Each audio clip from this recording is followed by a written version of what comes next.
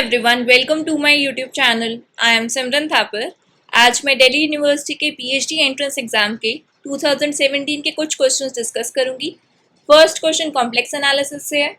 हमें यहाँ पर इस इंटीग्रल की वैल्यू पूछी हुई है। यहाँ पर हम क्या करेंगे, कॉशी इंटीग्रल फॉर्मूला का यूज करेंगे। सो सोल्यूशन देखते हैं। Cauchy integral formula,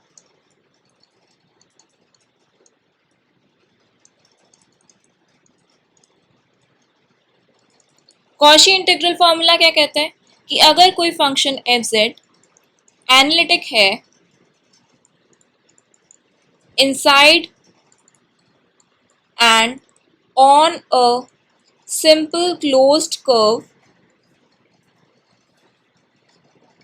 C and A is any point inside C, then closed integral over the curve C fz upon z minus a dz is equal to 2 pi iota fa। सो इसका हम यहाँ पर use करेंगे। हमारे पास given integral क्या है, 1 upon 2 pi iota integral over mod z equal to 5 z upon z plus iota z plus 2 iota dz। इसकी value हमें पूछी हुई है। यहाँ पर जो हमारा कर्व है वो क्या है, एक सर्कल है, mod z equal to 5। Points हमारे पास क्या है यहाँ पर, z equal to minus iota और z equal to minus 2 iota. अब इसको हमने चेक करना है कि ये कर्व के इनसाइड लाई कर रहा है या नहीं। इसके लिए हम सिंपली क्या करेंगे, जो हमारे पास गिवन कर्व है उसमें आप इस पॉइंट को पुट करिए। इसको मैंने पुट करा तो माइनस आयोटा का mod, this is 1 which is less than 5 means lies inside। Second point क्या है, z equal to minus 2 iota. इसको भी मॉड z में पुट करा तो mod of minus 2 iota is 2 which is less than 5। This implies it also lies inside. अब इन दोनों को हम यूज करते हैं। सो हमारे पास 1 upon 2 pi iota integral over mod z equal to 5 z upon z plus iota z plus 2 iota dz। So ये हमारे पास क्या बन जाएगा, 1 upon 2 pi iota integral over mod z equal to 5 z upon z plus iota whole upon z plus 2 iota dz plus 1 upon 2 pi iota integral over mod z equal to 5 z upon z plus 2 iota whole upon z plus iota dz।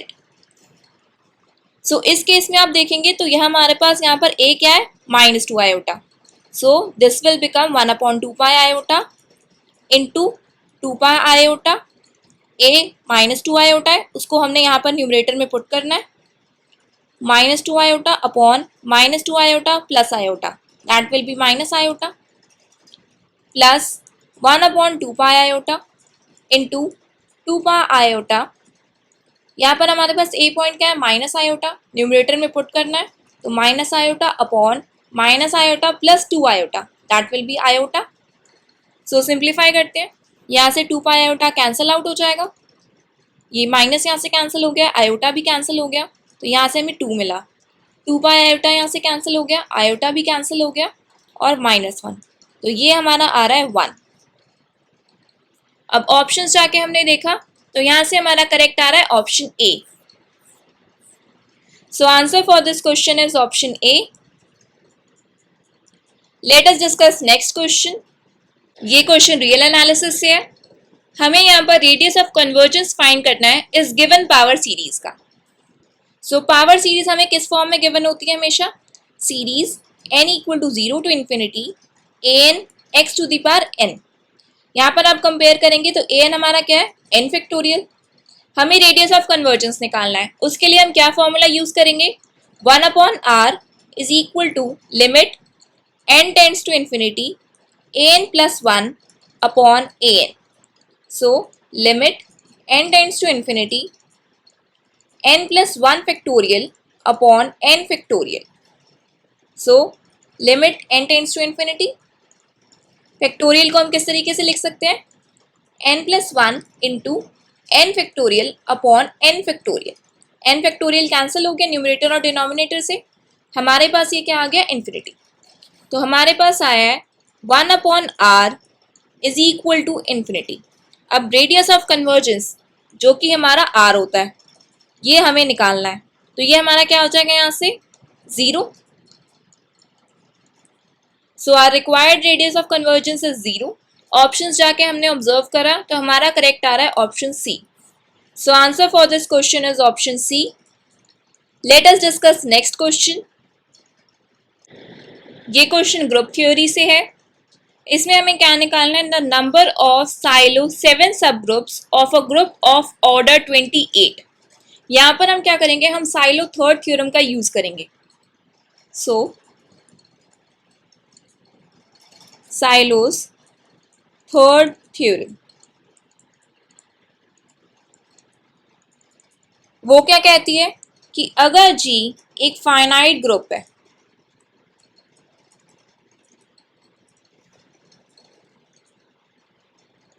and P be a prime number such that P divides order of G, then the number of silo P subgroups of the form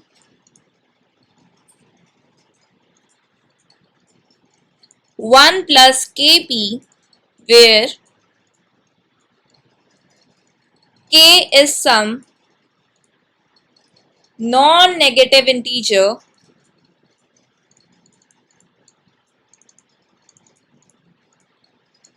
such that 1 plus Kp divides order of group G. यहाँ पर हमारे पास order of group G क्या given है? 28 given है. इसकी हम prime factorisation कर लेते हैं. 2 स्क्वायर इंटू 7. हमें क्या बोला हुआ है? नंबर ऑफ साइलो 7 सब ग्रुप्स, यानी कि P यहाँ पर 7 है. तो हम क्या निकालेंगे? n7 is equal to 1 plus 7k divides order of group G. यहाँ पर आ जाएगा 4. दिस इम्प्लाइज k की क्या वैल्यू हो सकती है? k की वैल्यू 0 ही हो सकती है, बिकॉज k इक्वल टू 0 हमने पुट करा तो 1 divides 4. k equal to 1 put करेंगे तो 8 डज नॉट डिवाइड 4. तो यहाँ से k की वैल्यू 0 हो जाएगी. This implies n7 equal to 1. n7 क्या होता है? नंबर ऑफ साइलो 7 सब ग्रुप्स, यानी कि ये हमारे पास 1 आ रहा है. सो ऑप्शन जाके हमने देखा तो करेक्ट आ रहा है हमारा यहाँ पर option D. So answer for this question is option D. Late us discuss next question. ये क्वेश्चन पार्शियल डिफरेंशियल इक्वेशन से है. यहाँ पर हमें सोल्यूशन बताना है गिवन कॉशी प्रॉब्लम का. ये कॉशी प्रॉब्लम हमें गिवन है, विद दिस कंडीशन सोल्यूशन बताना है. सो इस क्वेश्चन में अगर आप लैग्रांजी मेथड यूज करेंगे तो वो काफ़ी लेंदी हो जाएगा, उसमें हमें टाइम लग जाएगा सोल्यूशन फाइंड करने के लिए.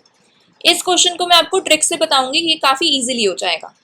सबसे पहले हमें क्या गिवन है? ux0 equal to x square. ये कंडीशन गिवन है, यानी कि अगर y इक्वल टू 0 सभी ऑप्शंस में पुट किया जाए तो हमारे जो ऑप्शन ए है उसमें क्या आ जाएगा? x आएगा. यहाँ पर एक्स स्क्वायर आ रहा था, ऑप्शन ए डिस्कार्ड हो गया. ऑप्शन बी हमारा आंसर हो सकता है, ऑप्शन सी भी आंसर हो सकता है, ऑप्शन डी भी डिस्कार्ड हो गया, यहाँ पर भी एक्स बन रहा है जबकि हमें एक्स स्क्वायर आना चाहिए था. सो ऑप्शन ए और डी यहाँ से डिस्कार्ड हो गए. अब हम क्या करते हैं? ऑप्शन बी को चेक करते हैं. ऑप्शन बी में गिवन है u x y is equal to x square e to the power -2y plus y square. यहाँ से मैं क्या करती हूँ? यू एक्स और यू वाई फाइंड करती हूँ और लेफ्ट साइड में इक्वेशन के पुट करती हूँ. सो यू एक्स निकाला, that will be 2x e to the power -2y. U y निकाला, that will be -2x square e to the power -2y plus 2y. So left hand side क्या है? X U X plus U Y. So 2x square e to the power minus 2y minus 2x square e to the power minus 2y plus 2y. ये terms cancel हो गई तो ये हमारा आ रहा है 2y, जबकि राइट हैंड साइड में हमें क्या गिवन था y. So this is not equal to right hand side. So option B भी हमारा यहाँ से डिस्कार्ड हो गया. So answer for this question is option C. इस ट्रिक की हेल्प से हम इसे क्वेश्चन को काफी इजीली और जल्दी कर सकते हैं. Late us discuss last question of the video. ये क्वेश्चन भी पार्शियल डिफरेंशियल इक्वेशन से है. यहाँ पर हमें सोल्यूशन ऑफ वेव इक्वेशन पूछा हुआ है अंडर द इनिशियल कंडीशंस. सो सबसे पहले गिवन वेव इक्वेशन को हम कंपेयर करते हैं. वेव इक्वेशन की इक्वेशन क्या होती है? U T T is equals to C square U X X. Initial conditions क्या होती हैं? U X zero equal to F X and U T X zero equal to G X. इसका solution कैसे लिखा जाता है? डी एलेम्बर्ट्स सोल्यूशन से.